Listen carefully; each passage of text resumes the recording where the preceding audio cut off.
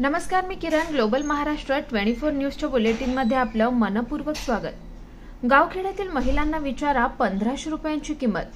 शिवसेना उपनेत्या आशा विचारे यांची परखड प्रतिक्रिया. मुख्यमंत्री लाडकी बहीण योजना संपूर्ण महाराष्ट्रात मोठ्या प्रमाणात राबवण्यात येते. त्याचाच एक भाग म्हणून आज मुख्यमंत्री लाडकी बहीण योजना संपर्क अभियान परभणी शहरात कशा प्रकारे सुरू आहे याचा आढावा घेण्यासाठी शिवसेनेच्या उपनेत्या आशा विचारे परभणी येथे आल्या असता शहरातील खंडोबा बाजार येथील जिल्हाप्रमुख व्यंकटराव शिंदे यांच्या संपर्क कार्यालयात महिला मेळाव्याचं आयोजन करण्यात आलं होतं.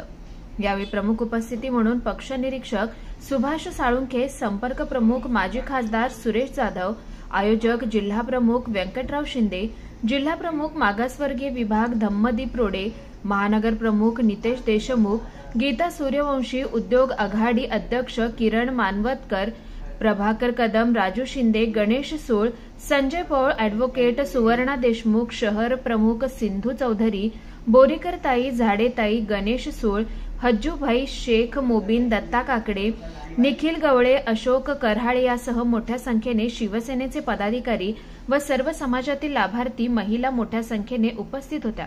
यावेळी बोलताना उपनेत्या आशा विचारे म्हणाल्या की विरोधक जेव्हा सत्तेत होते तेव्हा त्यांनी महिलांसाठी कुठलीही योजना राबवली नाही. मात्र आज महाराष्ट्राचे मुख्यमंत्री एकनाथ शिंदे यांनी लाडकी बहीण योजना सुरू केली तेव्हा विरोधकांच्या पोटात दुखतंय. 1500 रुपयांची किंमत काय असते ते गावखेड्यातील महिलांना विचारा, ते तुम्हाला सांगतील, अशी परखड भूमिका त्यांनी या प्रसंगी मांडली आहे. ब्युरो रिपोर्ट बालाजी कांबळे यासह ग्लोबल महाराष्ट्र 24 न्यूज परभणी महाराष्ट्र. अशाच निरनिराळ्या आणि देशविदेशातील ठळक घडामोडी पाहण्यासाठी ग्लोबल महाराष्ट्र 24 न्यूज वृत्तवाहिनीला सबस्क्राईब करा, लाईक करा, शेअर करा आणि कॉमेंट बॉक्समध्ये आपल्या प्रतिक्रिया देखील नोंद करा आणि पाहत रहा ग्लोबल महाराष्ट्र 24 न्यूज. धन्यवाद.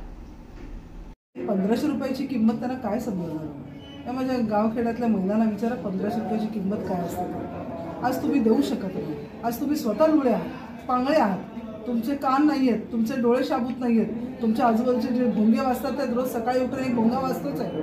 10 वेळा आतमध्ये जाऊन आला, 10 वेळा बाहेर आला. पूर्ण आमच्या शिवसेनेची, बाळासाहेबांच्या शिवसेनेची वाट लावली. असा जो भोंगा आहे त्या भोंगाला दाबण्यापेक्षा जो चांगलं काम करतोय त्याला लांब करून त्यांनी शिवसेनेचा सत्यानाश केलेला आहे. झालं.